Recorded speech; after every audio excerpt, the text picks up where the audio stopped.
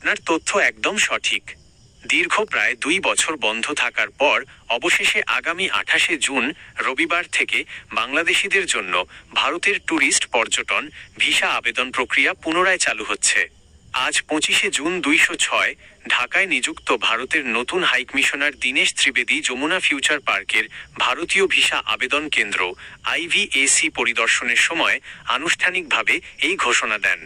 প্রাথমিক পর্যায়ে বাংলাদেশের 5টি প্রধান সেন্টারে ট্যুরিস্ট ভিসার আবেদন গ্রহণ করা হবে: ঢাকা, চট্টগ্রাম, রাজশাহী, সিলেট, খুলনা। হাইকমিশনার জানিয়েছেন, পরবর্তীতে পর্যায়ক্রমে অন্যান্য শহরের ভিসা কেন্দ্রগুলোও চালু করা হবে।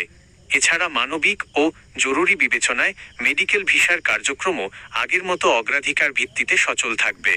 ভিসা সংক্রান্ত কোনো নির্দিষ্ট ডকুমেন্টস বা আবেদন প্রক্রিয়া নিয়ে জানার থাকলে বলতে পারেন।